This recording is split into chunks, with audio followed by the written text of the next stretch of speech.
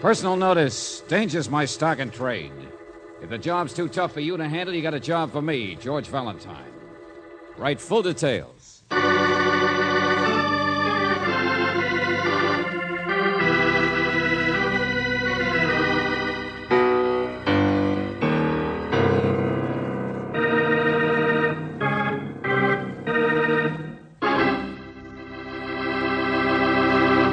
I wonder if you remember the old-time comic who always began with, "Tonight the show's going to be different." And so it is with Let George Do It. Only we've switched it to, "Tonight the Mayhem's going to be different." And I want you to listen closely, as this would be a swell way to discourage your brother-in-law of taking your upper plate for the Ladies' Aid taffy pull. It has its beginning in a cozy little cave on Crescent Lane. You know the type. One of those modest country places with 6 rooms and a polo field. As our story opens, a nervous young filly is writing a letter to George Valentine. For this, she is using a very special pen. It not only writes under water, it also writes under blood.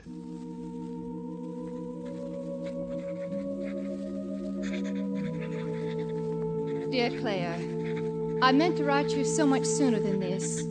It's been so long, hasn't it? But it only seemed that way to me because we're so isolated out here at Crescent Lane.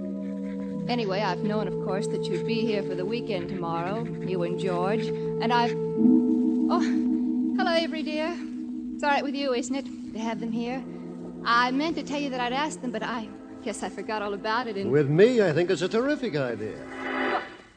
But Joe! Who else would wander in to haunt you? You want to know how it is with Avery? You'd better ask him. Well, I thought you were Avery. Why, does he creep up on you, too? Well, I was just writing a letter, and Well, you see, I thought this George, this boyfriend of Claire Brooks, could go fishing this weekend. I mean, Avery loves a chance to show off his own trout lake, and, well, it would take them a couple of days. Hey, this gets better and better. Go on, write your letter. I think it's a wonderful idea. With the squire out of the house for a couple of days. Cecile? Yes, Avery? There's old Thunderhead. See you later, baby. I want my lunch now, Cecile. All right, Avery. I was just writing a letter to... Yes, of course, but I'm in a hurry, dear. But I wanted to tell you this weekend I've invited... I said I'm in a hurry, Cecile. Yes, Avery. What's the matter with you, anyway? Oh, nothing. Was Joe Ames here? Well, yes, but I don't like that man or his money either. He doesn't belong in Crescent Lane. He's not the sort of man... man... Well, just because he wasn't born here... Oh, for heaven's sakes, I want my lunch, I told you. Do I have to call one of the servants, or... All right. I'll be right with you, dear. That's the girl. That's my sister. I have to mail this in a hurry, Claire. But remember, I'm expecting you this weekend without fail. Sincerely, Cecile Lewiston.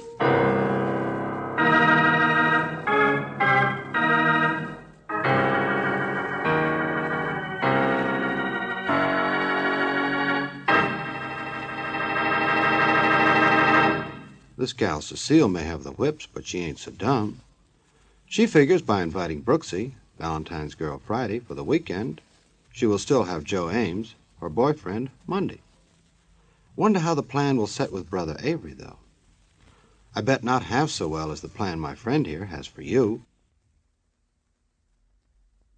My friend, I think you'll go far with that kind of talk. Now let's see how far Brooksy and George go when they get that letter from Cecile. Cecile Lewiston? I just don't know her. You don't know her. But then why would she write as though you were an old friend? I don't know. I tell you, I've never even heard of her. Uh-huh. Well, I've heard of an Avery Lewiston up there in Crescent Lane. Big shot among big shots. Sportsman stuff. You, too, can wear trees. I know. Wait a minute. Someplace in the paper here. I read it. What? Yeah. Here it is. Yeah, society section. Where else? Oh, let's see. Prominent Crescent Lane bachelor who will preside at the Hunt Club. That's him, all right. The early George Apley, mustache and all, distinguished looking. Look, George. There she is. Huh? There. Holding the bridle of the horse in the background. Oh, yeah. Miss Cecile Lewiston. She's not very attractive, is she? But she writes as though you were a friend. All right, come on, Angel. Let's find out why.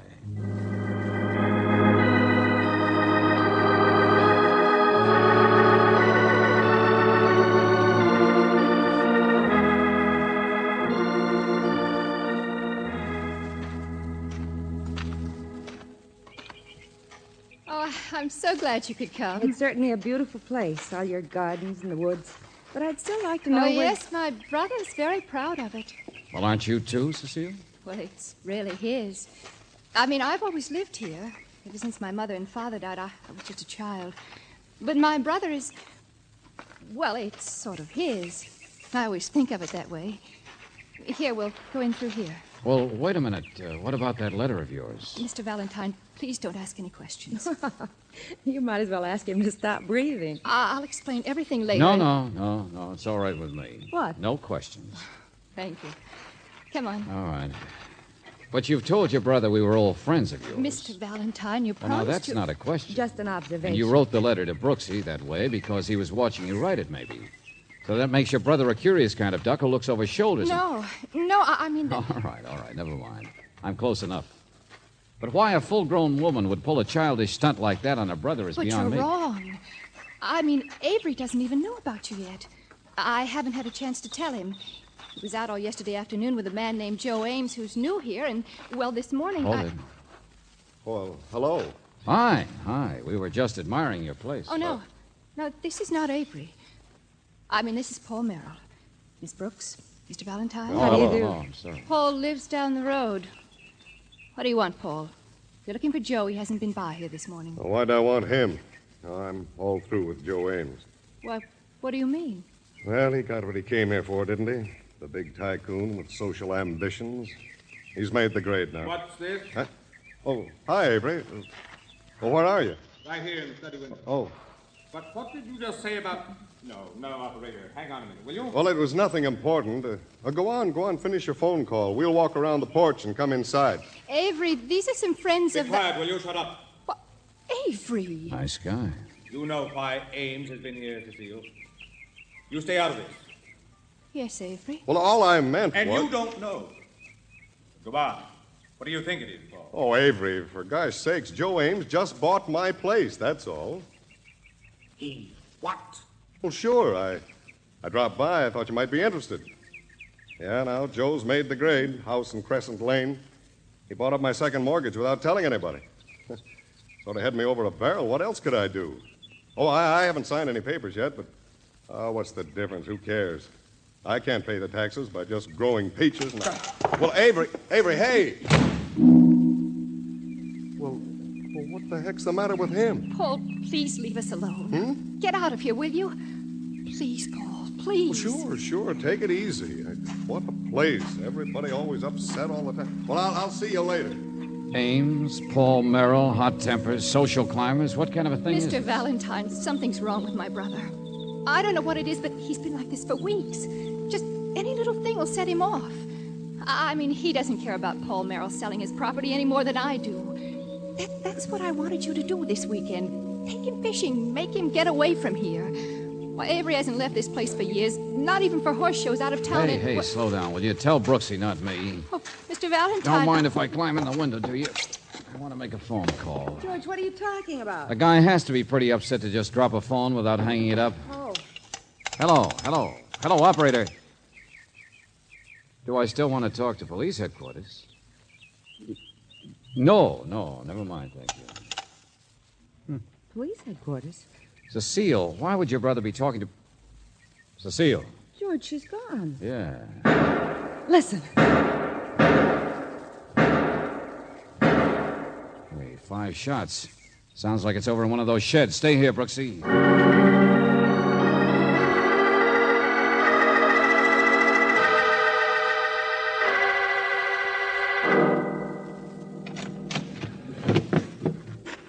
Well, it's you. Hello, Avery. My name's George Valentine. What have you got here? Miniature rifle range? Get out of here. A man gets upset, he can come out and plug away at a sandbag, huh? It's a repair shed. I haven't been here for months, but the door is always open. Yes. There's no lock. What's that? Mr. Valentine, I know who you are. I know why you're here. There's something wrong with me, isn't there? My poor little sister that I've given half my life to. She's so normal, so honest. Hey, take it But slow. she's going to run away from me. Did she tell you that? Did she? There's a man named Ames, you see, and I... What's this? Oh, I know. It's all very confusing. But it's really not. Cecile is stupid. She's not pretty. She's never had a man like that make a play for her. Ames, Joe Ames. Rough and ready, man of ambition. who'd have to be accepted around here if he married a Lewiston. Only, of course, I'd never allow it, would I? Oh, clear it up, please, Buster. What are you talking A about? moment ago, I got the idea. It hit me like a sledgehammer. Elope. That's what I've been afraid Ames would try. Elope with her, so I couldn't stop it. And that's why you're here, to get me out of the way. Well, it might make a little sense. Your sister certainly hasn't so far. And neither have I. Because now I know I'm wrong, you see. Now move, will you? Stand over there. Ah. Because somebody else has been in this shed. And so has my rifle. Look, slug in the waste box. See? Oh, now, look, how about one thing at a time? That's what I'm doing. Someone's packed a rifle bullet into a shotgun shell. He could dig the rifle slug out of the sandbag. I there. still don't get it. Let me see. Look out, I'll spill sand all over you. Oh, yeah. Yeah, here's a slug from your rifle. Another couple. 3 of them in the sandbag, but... They match with the one in the waste box, see? Look at it. And here, the one in the shotgun shell. Now, wait a minute, Buster. Let me get this straight. You're talking about being upset over your sister, but now you've got a shotgun shell loaded with what's left of a rifle bullet. Listen to me. I don't understand it. I just found it. Ames. I've been worried about Ames making play for my sister. Wanting to take her away, yes. Of course, I've been behaving strangely. But now I find a thing like this. Uh-huh. Somebody's been experimenting with your ammunition. I don't know what it means. Well, here. Might mess up the barrel of this shotgun a little, but we'll try. What are you going to do? Well, I've heard of taking the buckshot out of a shotgun shell and stuffing something heavier in front of the powder. Look out! Well, that one wasn't packed very tight. Let's see. There's the slug over there, buried in the wall.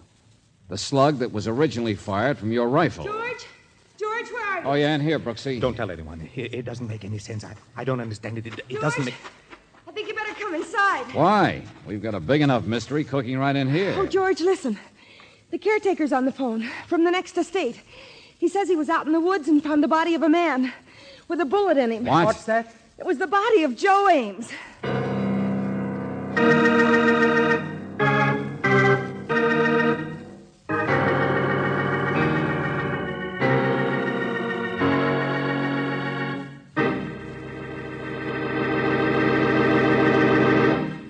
You know, this piece of news is going to come as a big shock to Cecile. Here she was, all ready to marry Ames, and he often elopes with an angel. Poor girl. In her present mental state, she's liable to toss convention to the winds and get on her broom and join him. However, here's a fellow who doesn't need a broom to take a flyer. He does it with words. Sweep a syllable this way, pal.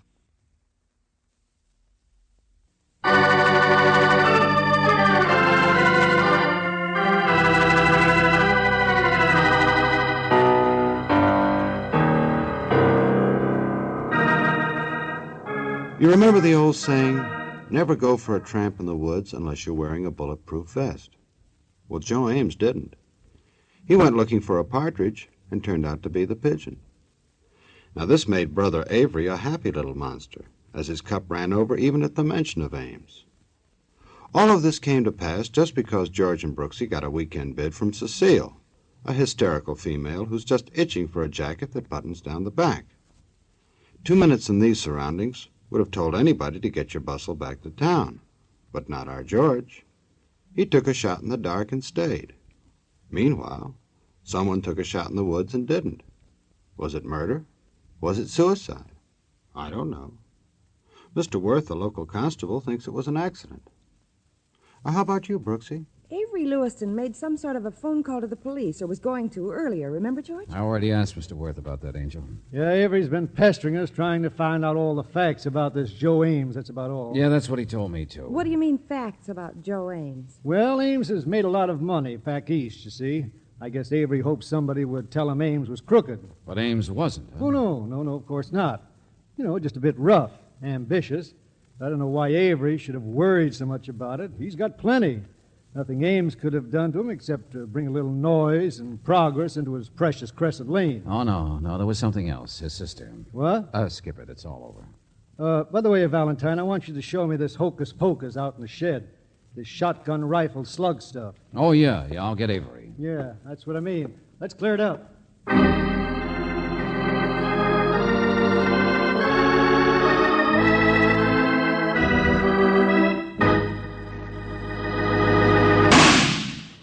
that's it. That's what I found. Understand, Mr. Worth? That somebody's been experimenting with how to fire a rifle slug out of a shotgun? Well, of course I do. Only tell me, Avery, where do you keep your rifle? Well, generally in my study inside the house. So your rifle itself couldn't very well be borrowed and then put back without your noticing it. I suppose not. But the slugs fired from it could? I don't understand. I think I do. Go on, Worth. What was it your crew reported to you from town? Where's your rifle now, Avery? Well, I had it out here earlier when Mr. Valentine went... No, it's gone. Yeah, that's right. My boys have it. They ran a ballistics check, Valentine. The bullet that killed Joe Ames was fired from Avery's rifle. Well, I'll see you later. What? Wait a minute. Somebody trying to build you a noose, Avery? Yes. Yes, I'm finally beginning to understand. I thought I was a well-liked person. In fact, for years, I've been sort of an ex-officio mayor of Crescent Lane. Take it easy. But now it seems someone would like me to hang. Why? Just because I'm known to express my opinion on Ames? Because I would make an obvious suspect? Easy now. Worth is going to comb the woods for a shotgun. Try and check everyone in the neighborhood that might have been fired. He figures whoever practiced stuffing shells in here is the one who did it. But the slug was from my gun. It had the telltale markings from the barrel of my rifle. So when he finds that everyone disliked Ames, it'll be much easier to put the handcuffs on me. Oh, cut it out, will you Why? please? Don't you understand? How will we ever be able to prove that the bullet that killed Ames had already been fired once by me in here? Sometimes a crime is simpler than it looks. You said everybody hated Ames. But everybody didn't have access to the shed, did they? No. No, that's right. Hello. Paul. Hello, Paul. I just wondered if there was anything I could do. No. No, I guess not. Mr. Merrill, you live down the road, don't you? Yeah, that's right. Yes, all is right. I suppose the police have asked you where you were this morning. Yeah. I don't have any alibis, if that's what you mean. Yeah, but on the other hand, I don't kill people. Hey, you fixed this place up pretty nice, Avery. Moving the lathe out gave you more room in here, didn't it? Haven't you been in here since then? Me? Well, no, why would I?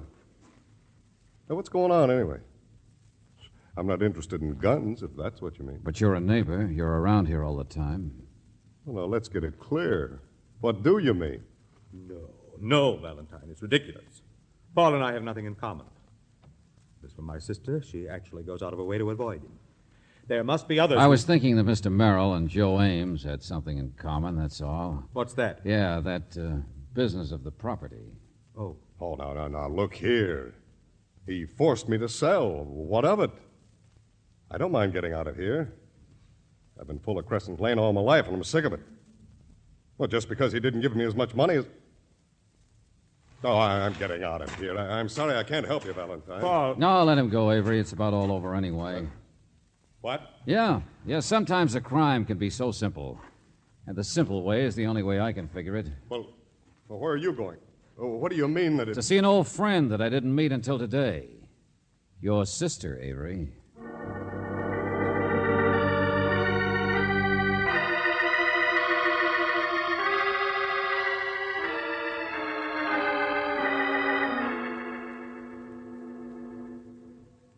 No, Mr. Valentine.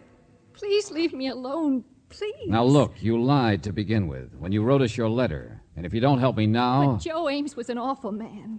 Don't you see? Anyone could have done it. An awful man?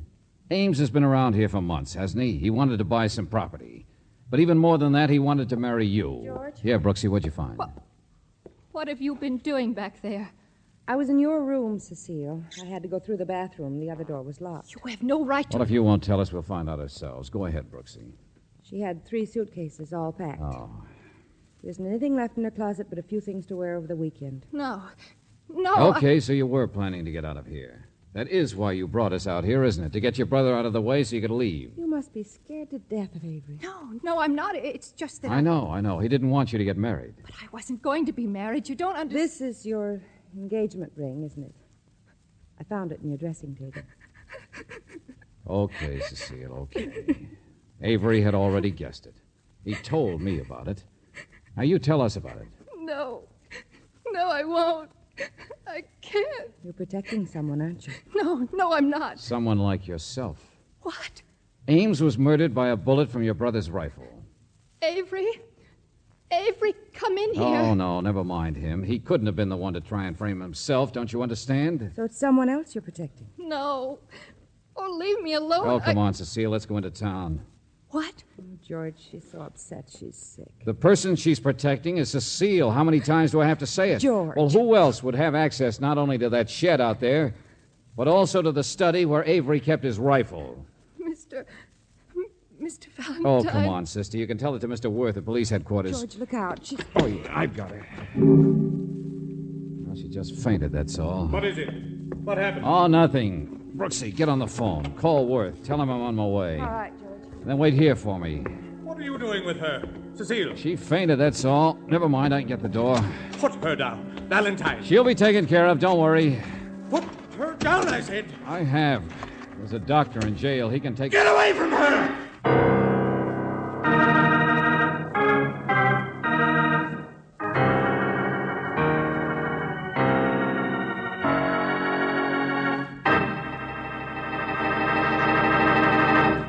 Will George get away from her? Will Avery give it to him in the end? Boy, doesn't a situation like this kind of get you deep down inside? Oh, well, in case it didn't, maybe what my friend here has to say will.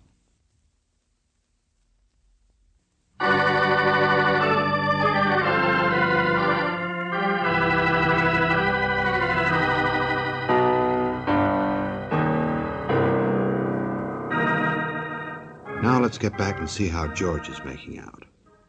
Say, this is terrible. He's still standing there. Get away from her!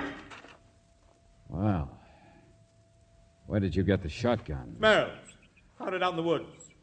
Just bringing it to show you. Well, don't wave it at me like that. Hey, what's that shotgun loaded with? Buckshot? You better get your hand off the trigger. You'll hit us both. What? Or is it loaded with another one of those 5 slugs from the shed? You went over to Merrill's and you stole his rifle, and now you're getting ready to plant it in the woods. Get away from her. Oh, yeah, sure. The big squire of Crescent Lane that everybody calls Thunderhead. And the only person that really takes you seriously, I guess, is Cecile. After all, why not? She's not very good looking. There weren't any boys. She's waited on you hand and foot ever since your parents died. Stop it. Be quiet. What makes you think I'd want to plant Merrill's gun? Now, you listen to me, Buster. You move 1 inch and she gets hurt, see? The gun, simple. The whole crime's simple, I told you. I always wondered what it'd be like to walk in on a case just a few minutes after a man had been murdered. Now I know. A man will try anything when he's desperate, won't he? I don't know what you're talking about. All right, forget all the fancy stuff. Forget that shotgun stuff. When I walked in here today, you were phoning the police. You were all upset. Well, suppose you were going to phone in and tell them that you just shot a man by accident in the woods. No, that's not true. He was the guy who was going to take your sister away from you. With your standing around here, how could anybody ever prove it wasn't an accident? But the shotgun... You shot Ames with your rifle. Only then you changed your mind. How desperate can you get? Sure, why not make it a murder now? For the last time, Valentine, I'm warning Why you not get rid of Merrill, too? Why not go out to the shed and show me a perfectly obvious switch with the ammunition that'd make you look innocent forever? But I found those shells there. You knew ballistics would prove it was your rifle that killed Ames, so you showed me how someone else could have used one of those 5 slugs. Get away from her. For the last time, get away from her. 5 slugs, Buster, 5 slugs. You ripped open the sandbag, remember? There were 3 in there, 1 in the wastebasket, 1 in the shotgun shell you just stuffed. I don't even know what you're talking But about. I heard you fire your rifle 5 times. So why weren't there more slugs? If somebody else was getting them from an earlier shooting out there, he'd have to get them out of the sandbag, wouldn't he? But the bag wasn't ripped open. And when it was, we only found 3. Valentine... 5 slugs, and you fired 5 shots. Now drop that gun.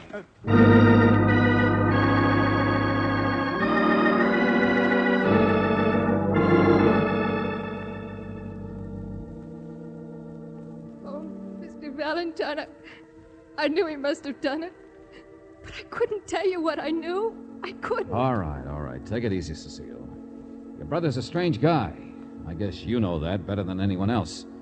But you don't need to explain anything. Not even why he suddenly decided to make his simple crime look like a murder. He made quite a mistake, didn't he? Mistake? George, what do you mean? Haven't you figured that out, Angel? Well, come on. I'll tell you on the way out.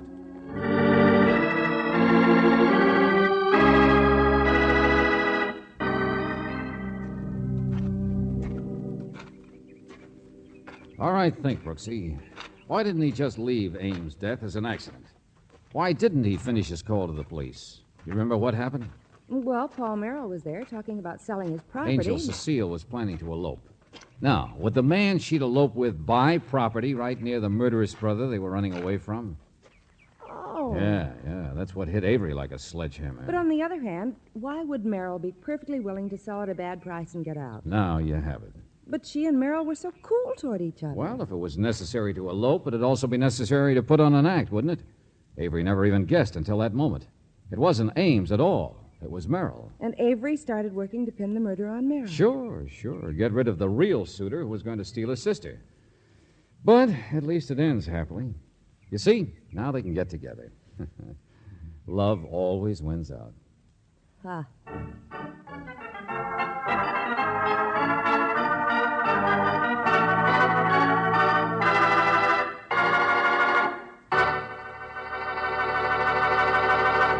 You know, it's amazing to me how Valentine can romp his way through a million clues, then top it off by saying the wrong thing to Brooksy.